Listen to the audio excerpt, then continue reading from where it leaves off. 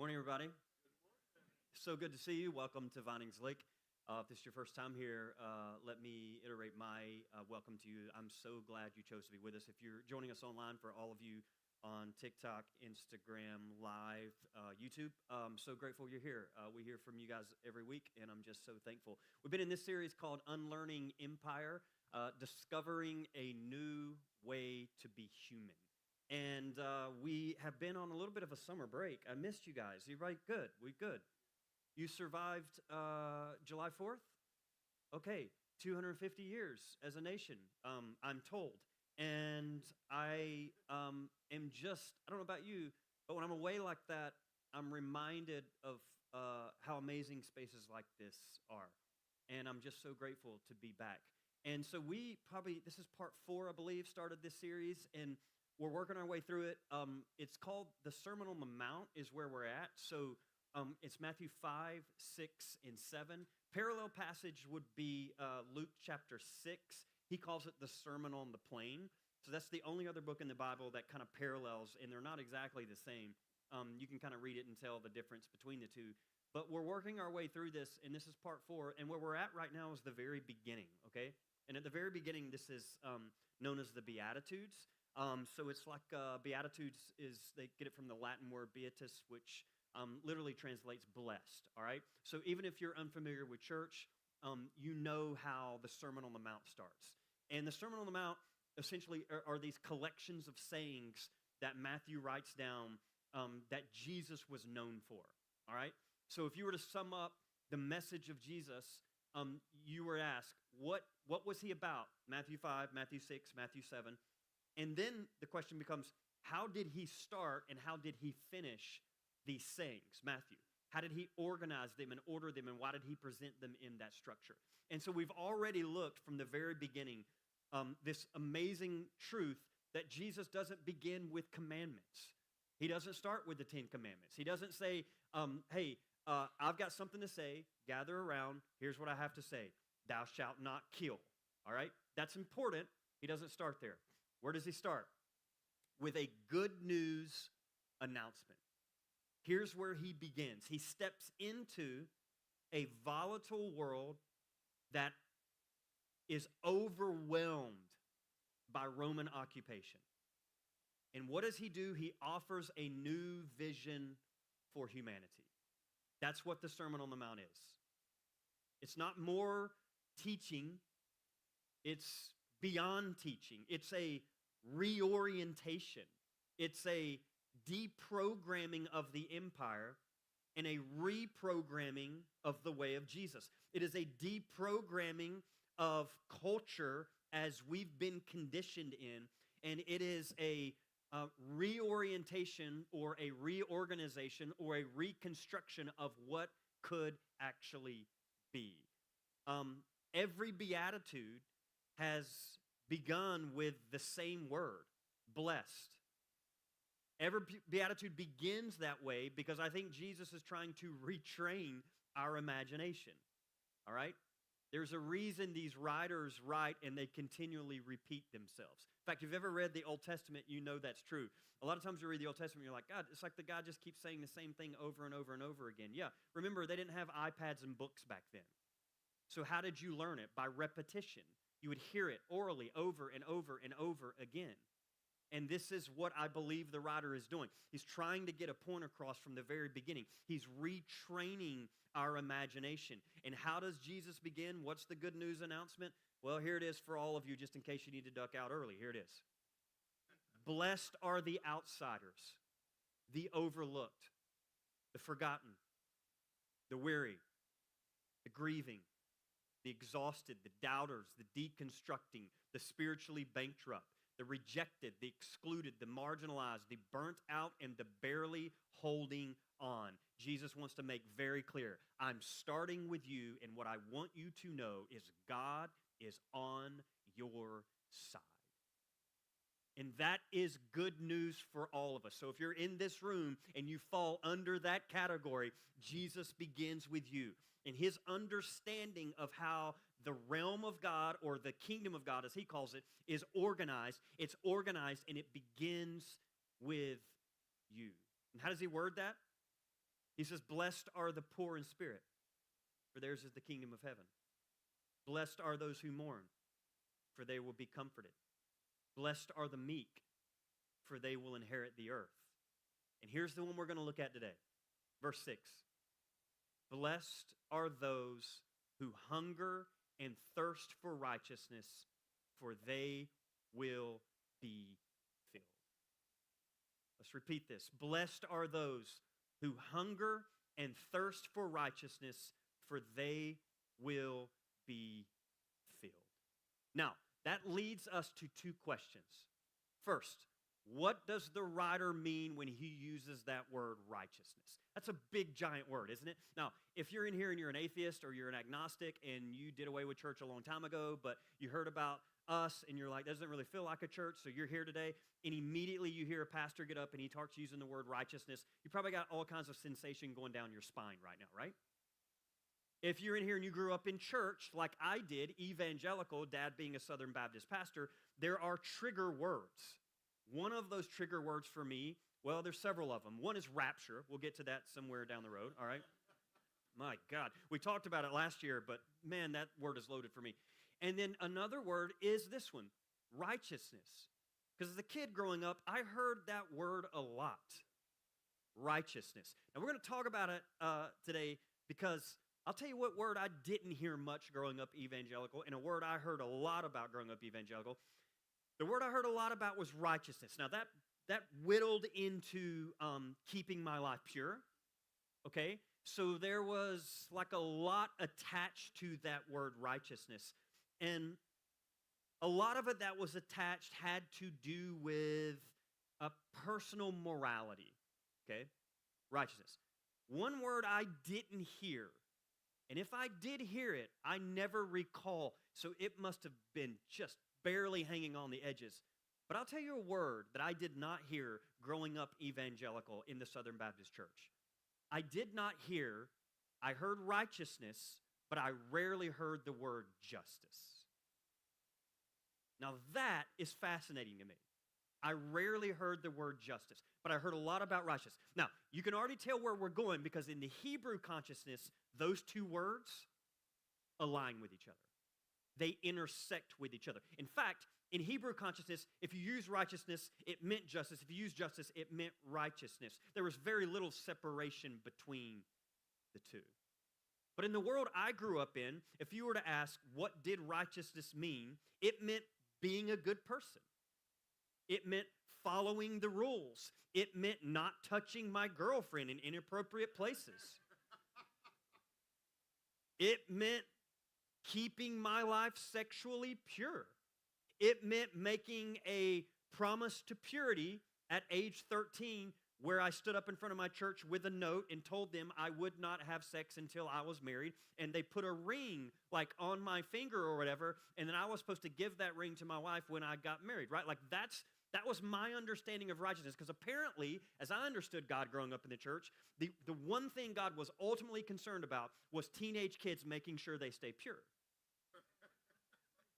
Like God lived or died. His reputation was on the line based on what a teenage kid was doing in middle school in Tennessee. And I carried that weight seriously. I didn't want to break God's heart. My pastor told me, listen, you need to put a Bible, have you heard this, right, between you and your lady friend on a date. And this is how they taught me. They're like, that way, if you ever feel tempted, you have to walk across Luke and John. And you've heard this, right? You've heard that, right? Come on, tell me you've heard this. And I followed the rules. I did that. I had a New King James Bible, and it was really thick, and it had the little tabs on it. And I would set it between me and my lady friends. And turns out Matthew, Mark, Luke, and John, it kind of easy to go across. Like it just, you know what I mean? Apparently not very big guys, because it was there, and then you could just kind of slide them out of the way and just...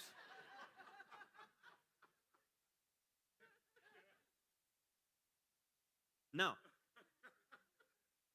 All of that said, I grew up with this framework of what righteousness was. Now, Matthew loves this word righteousness, because the dominant question isn't How do we understand righteousness? The dominant question when you're reading an ancient text like this is, how would this first audience have understood righteousness? And that's where I want to go today. Because Matthew loves this word. It appears 7 times in the book of Matthew, righteousness. It only appears once in Mark, and only appears once in Luke. Now, when most of us hear it, we think of modern understandings of righteousness. We think of these evangelical Christian understandings of righteousness. We think of personal morality. We think of being a good person. We think of following the rules. We think of, maybe you're like me, doctrine, creeds, dogmas. I mean, so much of the evangelical world I was raised in was centered around making sure your theological furniture was ordered in a correct way. I mean, how many of us were raised to believe that Christianity was fundamentally about your doctrine and theology and making sure it was coherent or sound? You've heard that, right? So make sure it lines up with whatever the pastor, church, leadership says it actually is. And so everything became about theology. And I think many people in America right now have fundamentally misunderstood everything Jesus was about. And part of that reason is because this institution came in and they said, actually, skip Jesus for a minute. It isn't necessarily even about what he did. What it's really about are these 10 beliefs. And if you don't line up with these beliefs, I'm not sure you can even call yourself a Christian. But here's what's fascinating. There are lots of different 10 things depending on where you go in the Christian stream. If you don't believe me, look around. This is why there are roughly 30,000 plus Christian denominations in America. Because no one can agree on what those things are. When you go back and look at church history, just go back to church history, you'll realize there are splits and turns at every second because no one can agree on this. This is why at Vinings Lake, when we first started, I said, I want to put a table at the center because the one thing I don't want at the center is a list of things you have to believe to. I don't want the 10 Commandments in the center. I don't want the Bible in the center. I want a table where everyone is welcome and they can come just like they are. Because here's what I realized when I was looking at evangelicalism. It doesn't work. Because every church that centered a statement of beliefs, whatever they were, eventually it was a house of cards and it would just begin to fall. So I'm like, what if we set something else at the center? And part of that reason was because I just lost all interest in these heady, esoteric, theological arguments. And I went to seminary. This is what I went to school for. But I need you to know something. I would go to seminary. I would sit in those classes. And when they started talking about like atonement theories, I remember sitting in those classrooms and the joy exiting my body. Because I remember thinking, only a seminary could take something so beautiful as Jesus and somehow make him uninteresting. Only the American church could take this good news that we've been handed and somehow pin it down and try to dissect it in such a way that it just, and this is the best image I can give, sucks the life out of the whole gospel. And this is why I'm convinced so many people, by and large, have walked away from the church, is because it actually isn't even that complicated. People are like, oh, talk to us. Is there some deep theological reasons? Of course there's some theological reasons, yes. But by and large, I don't know how to tell people this. I don't even think it's that complicated. I think the reason the American church is collapsing is because it's just boring. I don't think there's much depth to it. I just think it's gotten boring because people show up, and here's what I know. They have real issues in their lives from real policies that have been passed, and they're showing up, and a pastor gets up, and they're just like, okay, let's talk about penal substitutionary atonement theory. And people are like, what the hell is that? I just lost my best friend because I didn't have health insurance and all this went down. And I want real world information. And you're up talking about theological nonsense that has absolutely nothing to do with my life right now. And what's interesting is I never saw Jesus walking around and him busting up into places and him being like, okay, friends, we need to talk about something. Now, seriously, I need to ask you something.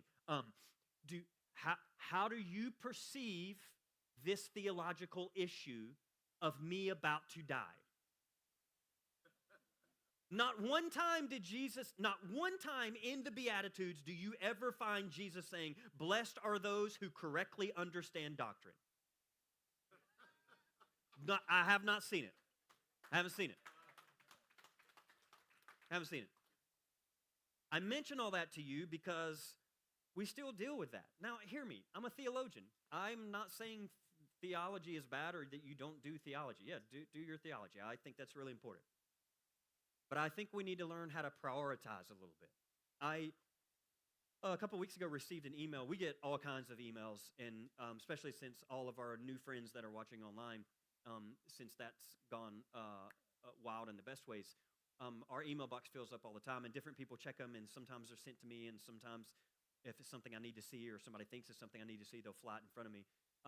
Well, one came through recently, and it was a Monday morning, which I don't normally check emails on Mondays because I don't want to start the week. You know what I mean? Like, I usually like Thursday or Friday, Wednesday or Thursday or Friday or whatever, whenever I'm kind of done with the work.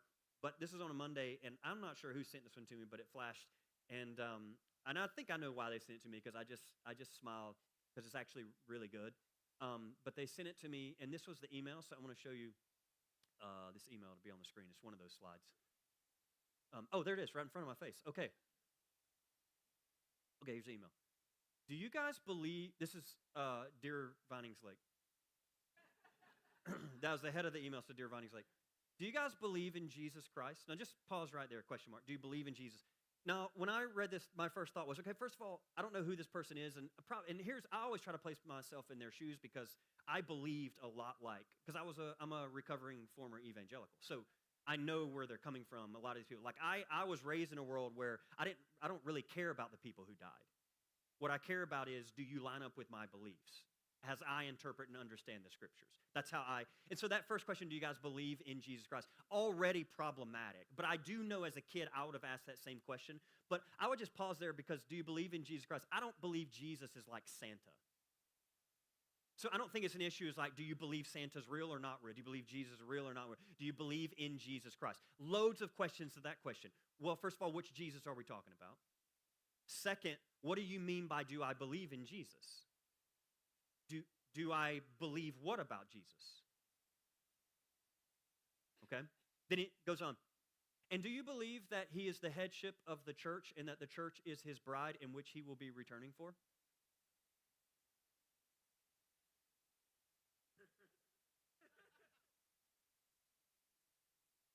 So, and this isn't, if that person that sent this is watching, all love. Actually, it's part of me gets where you're coming from. Just, you need to know this. In my life right now, I don't give energies to that. I just don't. And it's not that it's unimportant. It's just unimportant to me right now in my season of life. So I get emails all the time like, can you straighten out something that you said on Sunday? You said this, and I need clarification today. I don't give energies to those conversations. I just don't. And it's not, sometimes obviously you create margin for anything. So sometimes I will if I think, yeah, that's actually, that we need to give clarity. Or I messed up, I said something, I should have said something clear. But something like this that rolls in on a Monday, that's not how I want to spend the day. Do you know what I mean?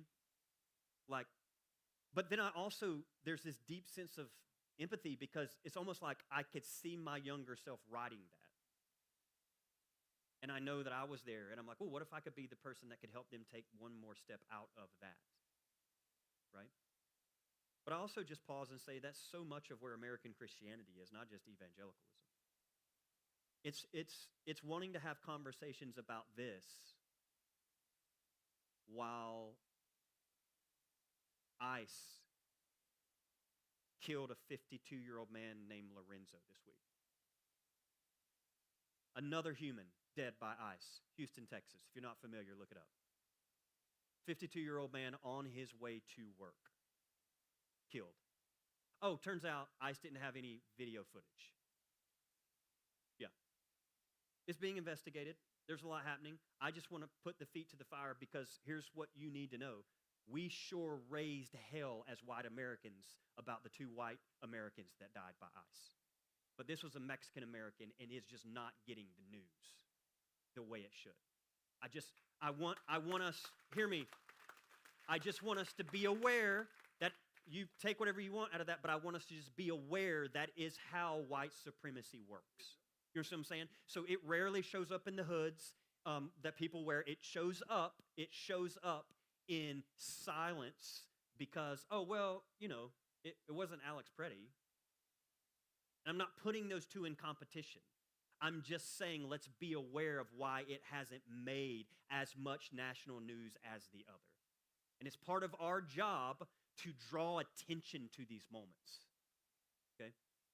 But while that's going on, these are the types of discussions. And then there's this disconnect. We wonder why people are walking away from the church.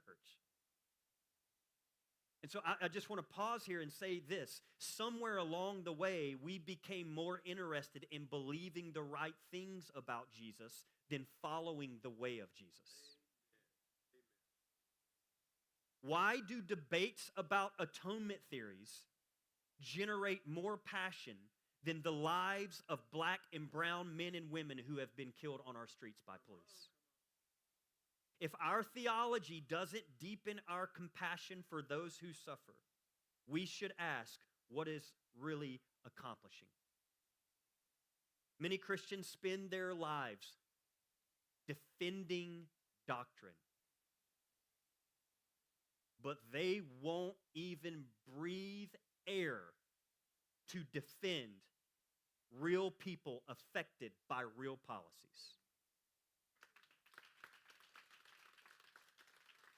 To every critic of Vinings Lake, please hear me. I believe in free speech. If you choose to use your energy criticizing us, you have the right to do so. I would just challenge you, and I would say, what if when you died, the world didn't know you by what you were criticizing? What if when you died, the world got to know you by what you were actually creating? And what I want to say to you is, we see it. Not because it's this ego in us trying to defend ourselves. We do our best to die daily to that. But what I want to say to you is, we see how loud you're getting about substitutionary atonement theory, and we see how quiet you are about black and brown bodies dead on our streets by police officers and immigrants dead from policies that are happening in our country. And if that's the Christianity that you are selling, don't be surprised when no one wants to buy into it. All right?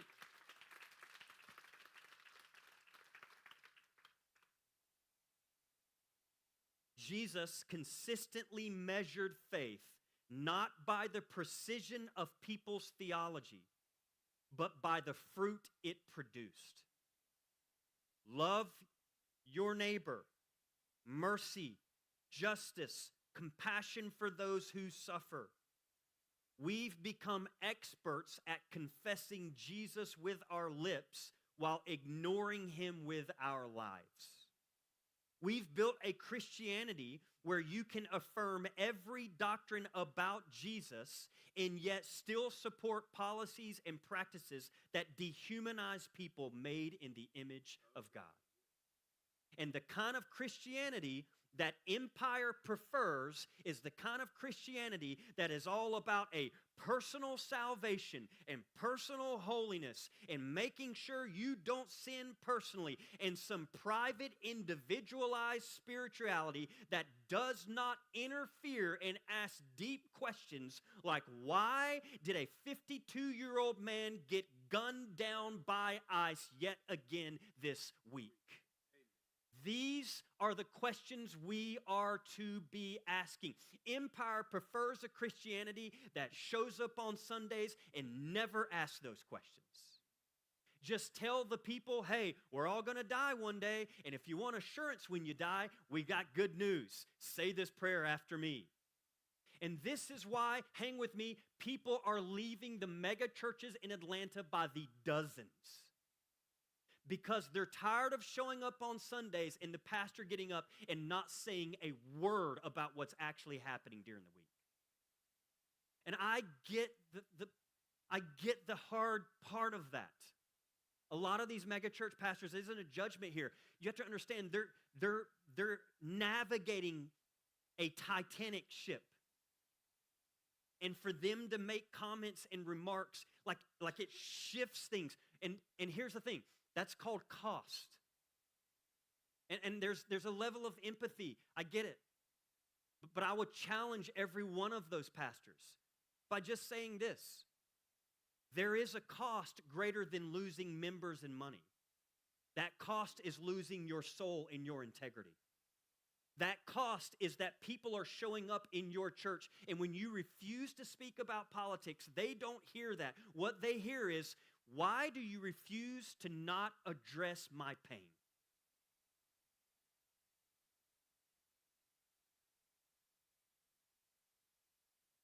And if we're not careful, we buy into this individualized, private Western gospel that we've been handed that has nothing to say to the world and offers them only life after death. When what people are really wondering is, hey, is there life before we die?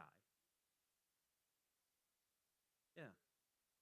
This is the question. Now, all that said, I want to share a quick story with you, and then we'll move into this connection between justice and righteousness.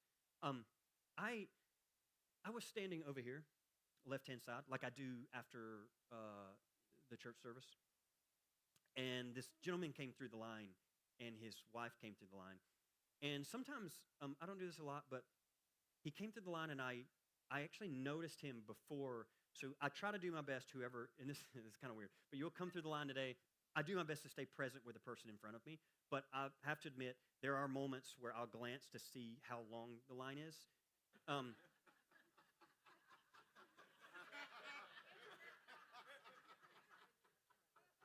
And that is, just so you know, like my wife doesn't do that. She's an extrovert, okay?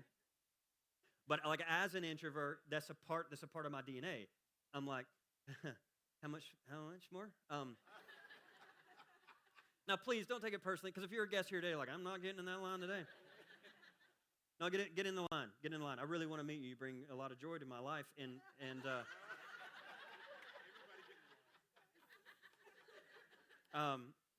Tony just said, everybody get in the line. No. But I do it, and it is so interesting to me too, because some people will come back and they're like, "Oh my God, you're the pastor, like you spoke this morning." I said, "Yeah, what are you doing out here?" Which I always kind of scratch my head, like, "What do you mean?" Like, "Oh, well, the church I attended, the pastor was speaking, just walked right off the stage. Like he didn't associate with the people." I'm like, "What? Well, first of all, I have loads of questions with that. Like, how would you know who the people are and what they're walking through and living through if you didn't associate with the people? Also, I'm not a movie star. I'm not Prince. You know what I mean? Like, what am I, celebrity? No, like I'm you. You're me. Like, I live in Mableton. We're here. Life sucks, then you die. We need each other. You know what I mean? Like, yeah. So I was sitting over here, and I love hearing the stories too. They're fantastic, and I do get a little nervous. It doesn't happen a lot, but every now and then somebody will come by and they came to tell me how awful we are, and that gets, I mean, we've been fortunate. We have people within this church that look out for us. Just so you know, we take safety very seriously. We are very serious about our kids back here. There are people in this room who are here to protect us, which I love, because I want Vinings Lake to be a safe place for everybody. LGBTQ folks, I don't want you coming in here and thinking this isn't a safe place for you. And I mean that on all levels, spiritually, physically, all of it. You know what I mean? So just so we're clear, yeah, we've got people in here. They're protecting us. We're here, right? When I'm in that line, I always look for them because I know who they are. I'm like, how far are they away from me? But this gentleman came through, and I saw him. So I was talking to someone, but then I glanced over, and I saw him. And it's like a presence. He came through the line, and then he said his name. He held out his hand, and I won't give his name away today. He's actually here this morning, but stuck out his hand, and I shook it, and then he proceeded to tell me how he arrived here. Because I usually ask, how did you find out about us? And he actually, he turned his phone around, and he said something like this. He's like, this is how I arrived here. And I was like, what is this? I took a picture of what he showed me on his phone. And here it is. He was on the social media app X, formerly Twitter. And apparently someone who was criticizing our theology decided to go public with it, and they really just went at us. And by us, I mean my sermon, but that includes you. You do know that, right? Because if it was you, I would help you too. So apparently this person said, and y'all know, I do my best not to read stuff like this because y'all know, but it is worth repeating. Roberto taught us a long time ago, what you feed grows. So don't give attention to your critics because you're only growing their platform. So I rarely do this. So I'm not going to tell you who wrote this, and it doesn't take long. It's flying right now. But apparently it came from an Easter sermon that I gave where I made a statement that said, I do not believe Jesus died for your sin. That really rattled some people. By the way, just a side note, it rattled people so much so, thank you. Yeah. Just a side note, rattled people so much so, right now going back and forth with my editor, because I told you book 2 is on the way.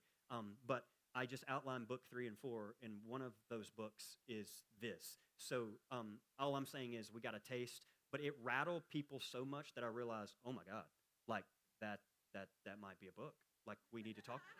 We need to talk about that. When the world starts going, we can't have that, I'm like, ooh, maybe that's what we need right now. So I just first of all want to say thank you to all the critics because you helped write the outline for book 4. All right, so.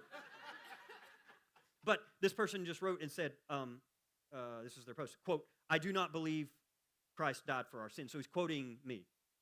I don't live in a sacrificial culture anymore. When people are like, I'm just moved by the idea that Jesus died for our sins, I'm not. I don't even understand the sacrificial system, unquote. And then underneath that it said, quote, in quotes, pastor of Vinings Lake Church is too honest. Okay, no, we're good. Just hang tight. This is what he showed me. He's coming through the line and he showed me that, and then he's like, I got another one. And so he scrolls down and he shows me more. Well, I just pause there and say, I will actually, from a heart of gratitude, thank you, Vinings Lake. I just want you to know this, and I mean this from the depths of my soul. Thank you for being a place where I can be honest as a pastor.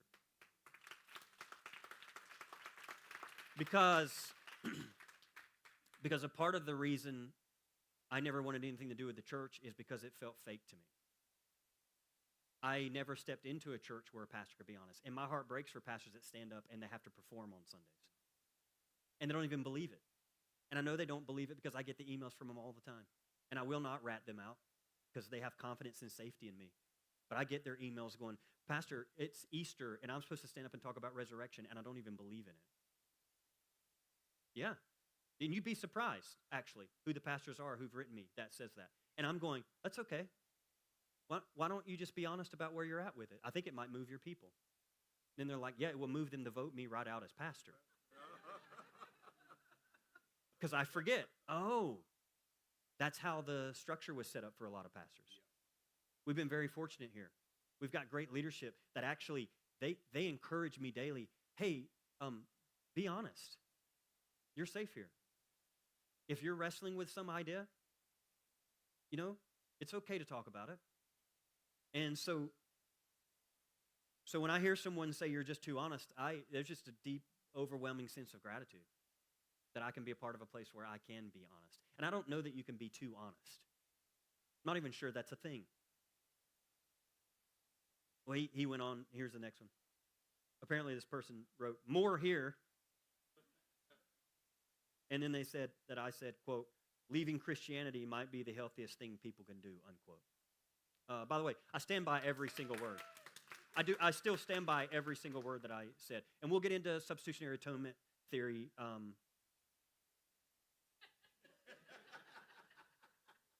We actually won't. We're actually not going to get into subject. I'm not going to lie to you. I'm going to be honest. But this statement I stand behind too. Leaving Christianity might be the healthiest thing people can do. Yeah, depending on what version of Christianity you were handed, it might be the healthiest thing you can do. Yeah. Now, all that said, he came through the line because I said, "How did you find out about us?" And he said that. And then he showed me one other, and he said, "Now read this." And then someone commented down below and said, this is a comment to the critic, "Though I know you meant it to be a criticism, thank you for posting this video. We have been looking for a post-evangelical fellowship within our driving distance."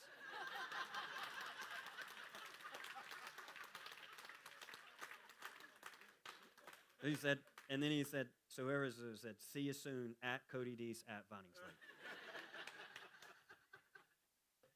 And then I read it, and he looked at me, he's like, "That's me." And pretty sure we hugged. And we had a moment, and then I gave him my email address or my number or something, and he hit me up this week, and he said something to this nature.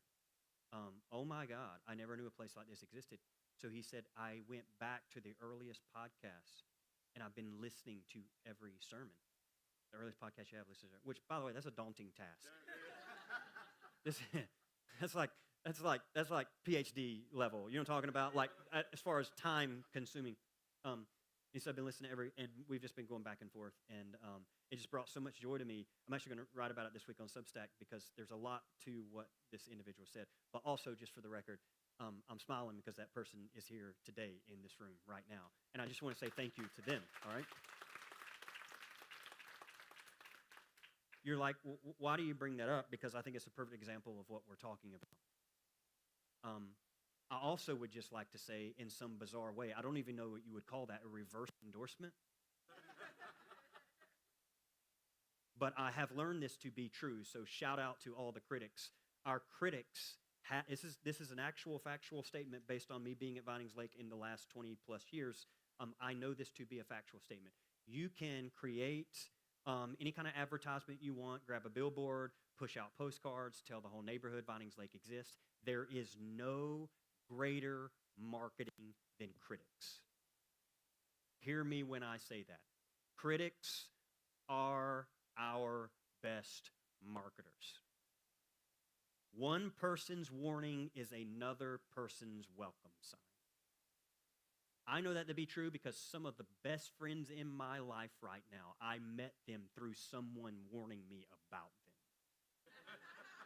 Do you understand what I'm saying? So anytime I meet someone online or I hear someone say, "Stay away from that guy," every part of me leans in going, "Why?" And then when I read, I'm like, "Oh my God, that's my brother from another mother that I would be friends with." And this has happened to me on many occasions. And so you have yet again a world that claims to be Christian that is far more disturbed by atonement, and here's the word, theory, than actual bodies. And I just don't think that was the message of Jesus. And I would like to say something about that because this individualistic Christianity works remarkably well for people who benefit from the way the world already is. If sin is only personal, we rarely have to ask how our systems, economies, politics, or cultures participate in injustice. And that private understanding of what this word is, righteousness, is far too small for Matthew and Jesus. So, blessed are those who hunger and thirst for righteousness. That might be our modern individualistic understanding of righteousness, but it was not the first century's understanding of righteousness, and it was not the understanding as Jesus knew righteousness. Because in Jewish thought, justice and righteousness were intertwined. Righteousness includes personal integrity truthfulness, faithfulness, justice, mercy, economic concern, reconciliation, and right relationships. So righteousness is right relationships with the poor, with the marginalized, with the outcast, right relationships with each other, right relationships with the divine, right relationships with the planet we've been given, right relationships with all. Righteousness, justice intertwine together. So it includes both personal, individual transformation. We're not pushing that out. It integrates that, but it's much larger. The problem with Christianity in America and evangelicalism is not that it believes in personal, individual salvation. I think that's wonderful. The problem is when you stop there.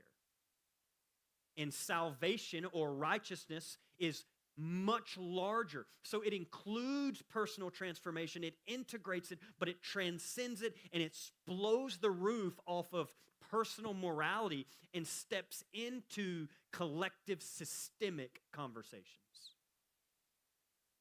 And we know this not because Jesus stood up and said, "Blessed are those who have sound doctrine." We know this because Jesus stood up and said, "Blessed are the poor." We know this because Jesus spent much of his life moving through towns,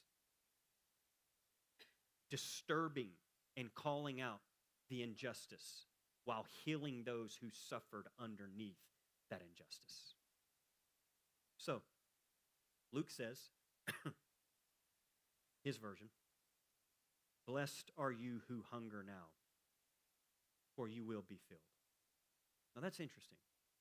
Luke doesn't say, "Blessed are those who hunger and thirst for righteousness." Have you noticed this difference between Luke and Matthew? Luke said, "Blessed are the poor." Matthew said, "Blessed are the poor in spirit." Now, if you're not careful, it kind of sounds like Matthew's the evangelical. And Luke's like the progressive. You know what I mean? Luke's like, "Blessed are the poor." Matthew's like, "Blessed are the poor in spirit." So it's kind of like Luke's like, "Let's talk about the poor," and Matthew's like, "Let's talk to the middle class." By the way, Richard Rohr and a few other scholars say actually Matthew was writing to a little bit of a different audience than Luke, and Matthew was speaking to what would equate to more of a middle class audience. Now, I've had these conversations. We had someone recently, I wrote a whole Substack about it, how someone said when Jesus said, "Blessed are the poor in spirit," they were talking about the humble, not the actual poor. Okay? And I paused there because that's so much of the world I was raised in. The poor just slipped right out of the theology. Just there was no place for the poor. So it was all about the humble, but not the poor. And I just want you to know, I don't think Matthew was trying to soften or spiritualize the beatitude. I actually think, and here's my theory, that Matthew is expanding it. He's blowing it up. I think Matthew's actually showing us how it's all intertwined. What do I mean by that? Here's what I think Matthew's getting at. Matthew's not replacing physical hunger with spiritual hunger. He's enlarging it. Why?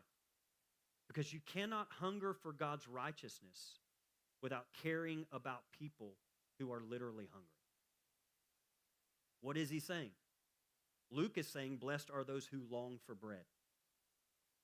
Matthew is saying, "Blessed are those who long for bread, and blessed are those who work for a world where everyone has bread." What many are feeling in America is this very beatitude. Yes, there are many in America right now who it is, "Blessed are those who hunger." But we can also pull in Matthew's line because I think a good bulk of Americans, this feels right. Blessed are those who hunger and thirst for righteousness. What is he getting at? This hunger and thirst is both literal and emotional. So it is both those who are hungering and thirsting in the first century, but it is also those who are experiencing deep within the bowels, and that's the framework given to us. from the heart, from the depths of your soul, those who are hungering and thirsting for justice. And that's many of you in this room. And you know that heartbreak. It is the ache of knowing what could be, yet having to live inside of what is. It is those that are grieving because they have seen glimpses of another world. A world where children are fed, strangers are welcome, and dignity is not reserved for the powerful. And once you have seen what the world could be, it becomes really painful to watch people choose the other. That's what hunger and thirst feels like. It's those this week who sat by their televisions and they ache. You can feel this, right? Ache at what they're seeing. I would dare say that's most people in this room right now. Most of you in here are part of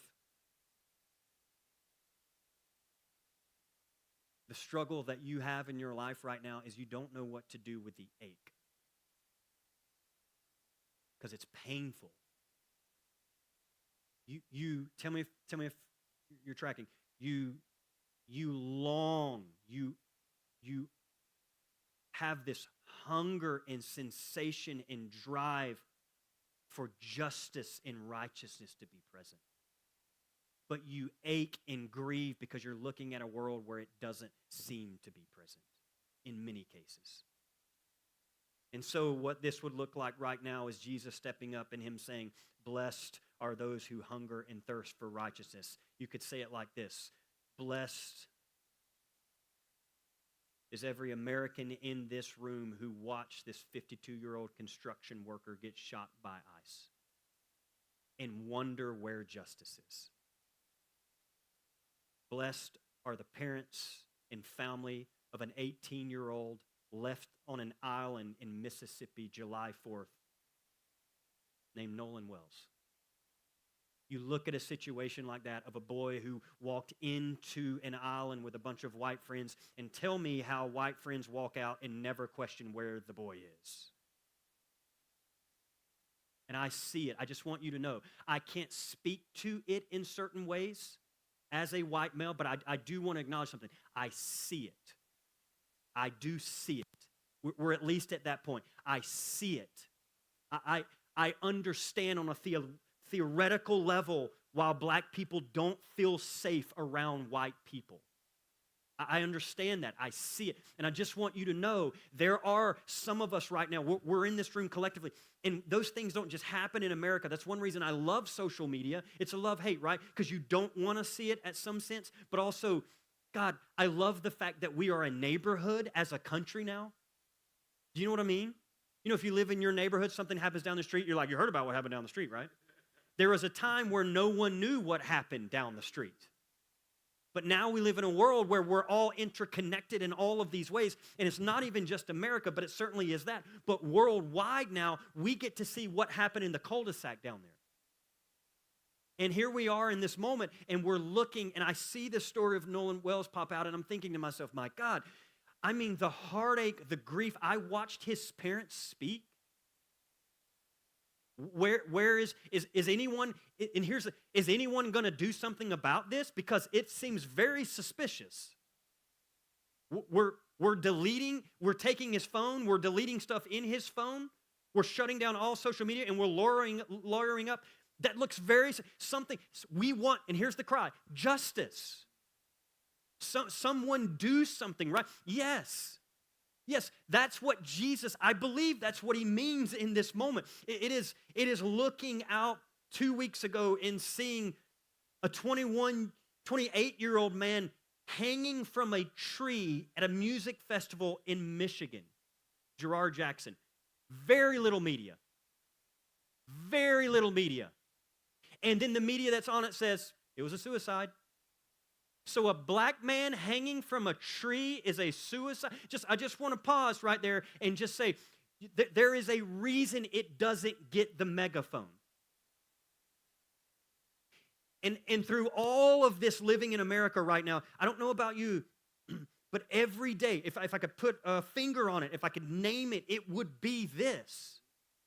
There is both a hunger and thirst and drive that we're working for a world where justice is present.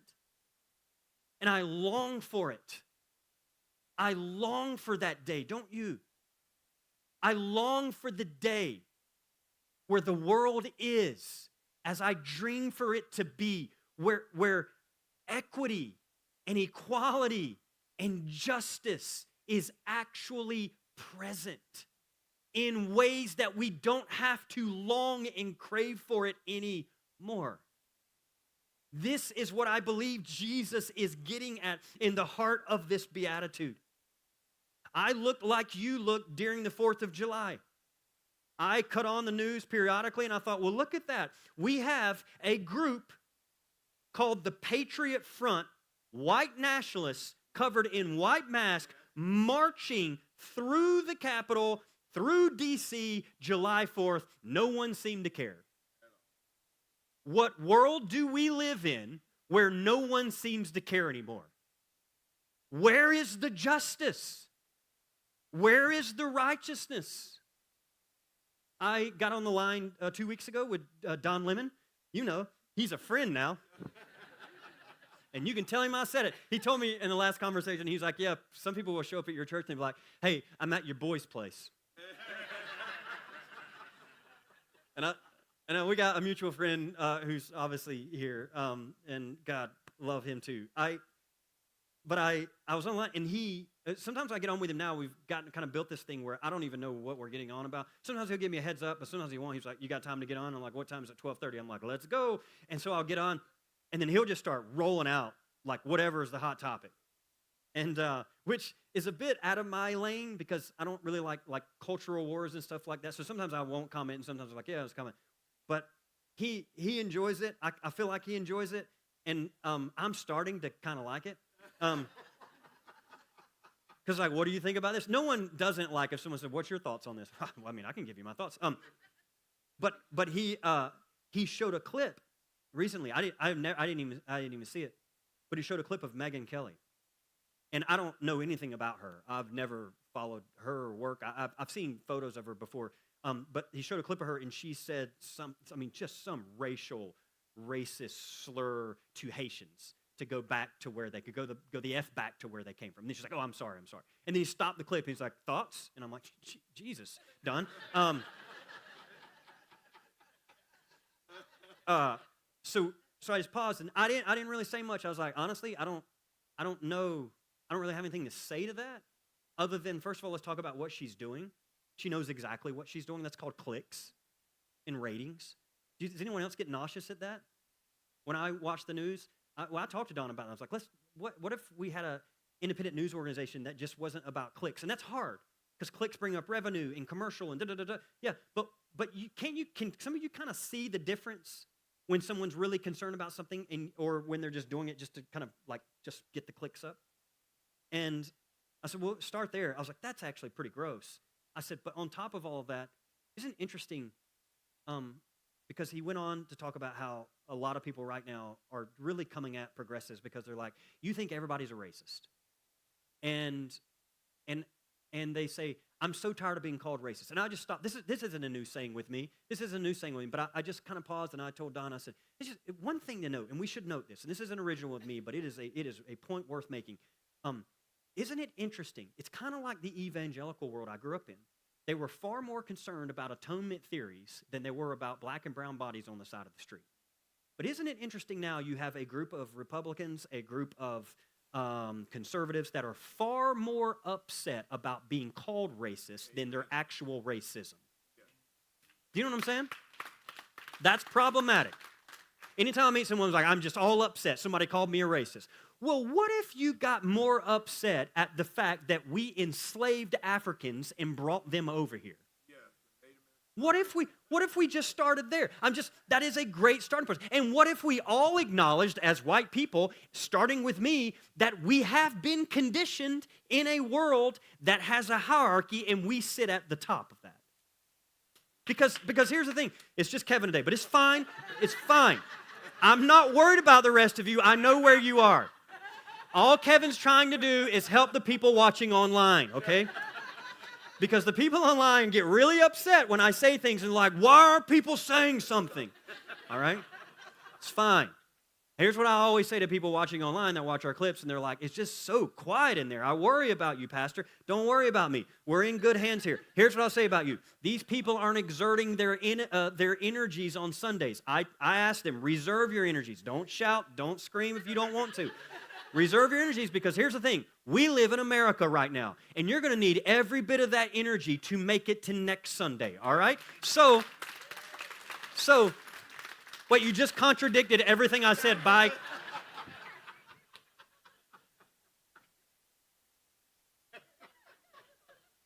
But I mention all of that to you because I said to Don, and there was something happening in the middle of that interview with Don. It shifted from interview to he and I just started hanging, and almost like we were both kind of ministering, and I don't use that word a lot, but almost like a healing conversation between the two of us. And we just paused, and I started sounding, I heard echoes of my own father. My father in the best ways. But we paused, and I said, Don, it wasn't that long ago that if Megyn Kelly had made that statement, she would have been canceled completely. It's like, Don, you know something about getting fired for saying something. Isn't that interesting? You lost that job, but have you noticed how far our culture's come? And he said something like, where do you think that came from? Well, I think it came from many things, but one thing is, I think it got emboldened when Trump came to power. This is why I don't want to live in a country where white nationalists feel safe marching through the Capitol. I don't want to live in that world. I don't want to be a part of a church where a white nationalist could walk in and feel safe. Now, whoa. Hang with me. Yeah, we need to have, and here's where it's headed, probably another book or another series. But we're going to need to have, as progressives, a conversation about what we mean when we say full inclusion. Because I am not here to protect the powerful. And there is a conversation to be had when we say everyone is welcome. What do we mean by that? And what happens when someone comes in the room and they make the most marginalized feel unsafe? Yeah. But I told him, it's wild to me how emboldened people have become in our culture. And I began to hear echoes of my father, because I'm like, man, back in the day, if you had said something like that, you would have been terminated immediately. But now, not only do you not get terminated, you go viral. And not only do you go viral, here's what blows my mind even more. I'm not even bothered by that. What I think really disturbs me the most is you don't go viral. You get praise from evangelical Christians who say, finally, someone's saying it like it is. What world have we evolved into? And as I said to him, Megyn Kelly is not saying it like it is. Megyn Kelly is saying it like she is. Racist. Amen. You understand that?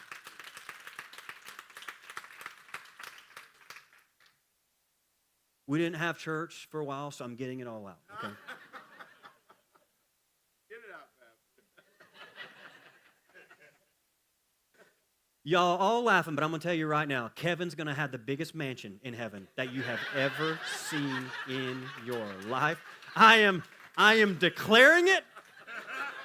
I'm believing it. God, no, don't even wait till heaven. Give it to him now.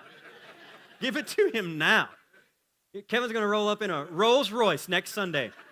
And I'm going to be like, I'm not surprised. Okay.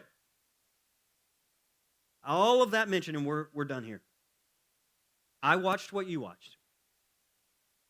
White nationalists walking through, Gerard Jackson hanging from a tree, Nolan Wells, body found, Lorenzo killed by ICE. That's just the last week and a half or so. And I, like you, I see it, and And I just want you to know, I think that's one of the things that makes our community so beautiful is we come together and Joe and this group leads us and we sing, but I hear in those songs a lot of our own collective grief. And I want you to know I see it. That's how I, by and large, see social media. I think it's a lamenting platform. All of us right now, here's what we're doing. We're hungering and thirsting for righteousness and justice. And I want you to know, Jesus is speaking to you.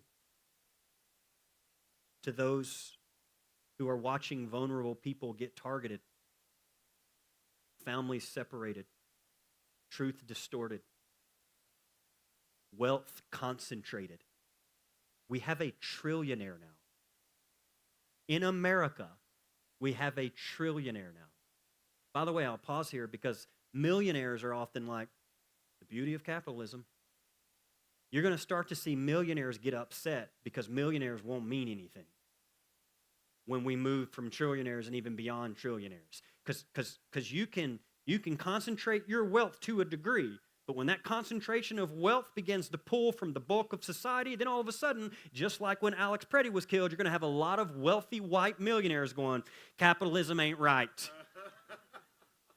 When did that start, right?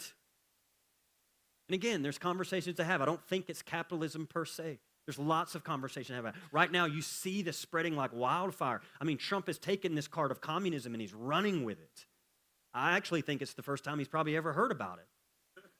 And he saw how it worked. And he's like, it worked before, we can try it again. I don't know that he even knows what the word means. I'll be honest, I don't know that any of us really know what we mean when we say the word communism. I don't know that we know distinctions. That's why it's critical for us in this moment to have people step up and bring nuance and clarity to these ideas. What is the difference between a communist and a democratic socialist? How do those things differ? And isn't it interesting how people lump it all together? And then there's this fear. And also, can we talk about how loud the students are back there? We're done. This sermon's done. I'm full on in the middle. My God, I'll call Garrett afterwards. We got to have a talk. I'm full on. I'm like, Garrett, bro, I'm in the middle of separating democratic socialism and communism, and all I hear is your room going, bah! Okay, I'll just close with this. I'll close with this. To those who are watching vulnerable people get targeted, families separated, truth distorted, wealth concentrated, and power rewarded while compassion is mocked. Jesus is talking to you this morning. To those tired of watching cruelty and corruption win. To those who keep wondering if we are moving backwards as a country. Jesus looks at you and says, blessed are those who have not become comfortable with children going hungry, with immigrants living in fear, with workers being exploited, with black and brown bodies being killed, with entire communities being discarded. Blessed are those whose deepest longing is for the world to be made right. That's it. If there were an English translation of blessed are those who hunger and thirst for righteousness, it would be that for me. Blessed are those who long for, whose deepest longing is for the world to be made right. Blessed are those who still ache for a better world. Blessed are those who refuse to normalize what should never be normal. So for every one of you walking out of this room this morning, and at some deep level, you're trying to enjoy your life, but there's also an ache. I just want you to know Jesus starts his sermon with the poor, and 4 lines in, he looks at you, and he says, blessed are those who hunger and thirst for righteousness. And here's the truth. They will be filled. Jesus starts with you and he says, don't lose that ache. Because when you lose the ache, you have become the very thing empire loves most. Keep thirsting. Keep hungering. Don't satisfy that hunger. Keep that hunger and thirst for the world to be the way it could be. Keep all of us as a church, as a community, as people watching online, may we all continue to wake up every day and hunger and thirst for righteousness and justice until it actually comes. And as Jesus says, and here's where we'll close, may your kingdom come. May your will be done, righteousness, justice, on this earth as it is in heaven. That's our hope. That's our hope. All right, Vinings Lake.